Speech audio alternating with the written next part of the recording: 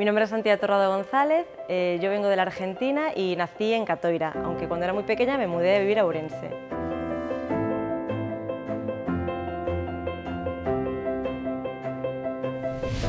Actualmente estoy estudiando un máster, un MBA en Gestión Empresarial del Deporte en la Facultad de Vigo, Campus Ourense.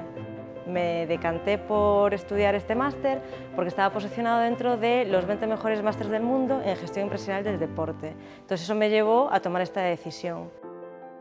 La docencia que hay en este máster está muy especializada, aparte que los ponentes están reconocidos internacionalmente, entonces todas esas cosas fueron las que me llevaron a volver a Ourense. La vida en Argentina fue completa, tuve experiencias muy buenas, tuve experiencias muy malas, aprendí el rebusque argentino, o sea, cómo uno, aunque tenga un problema, siempre sale adelante y busca la forma de salir adelante, de la forma que sea, entonces me enriqueció muchísimo. Pero la morriña está, y aparte es que los gallegos la tenemos especialmente marcada. La tranquilidad, la gastronomía, las costumbres, el idioma, la cultura, esas son cosas que te llevan a sentirte rodeada de gente que te entiende, y cuando estás en el exterior te falta eso.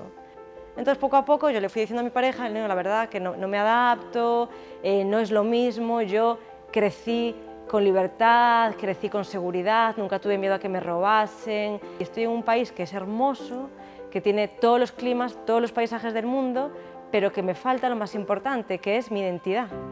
Entonces eso me llevó a querer volver. Cuando aparecieron las becas, que las descubrí por LinkedIn, me llegó una publicación, entonces las solicitamos. Entonces, bueno, así fue como planeamos volver en el año 2020.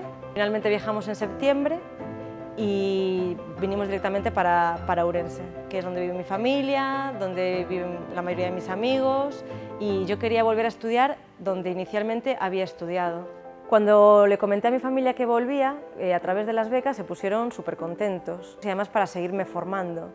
Y sobre todo eso, aprovechando la oportunidad que me da la Xunta de Galicia con una beca como esta. Entonces, no, la verdad que súper contentos.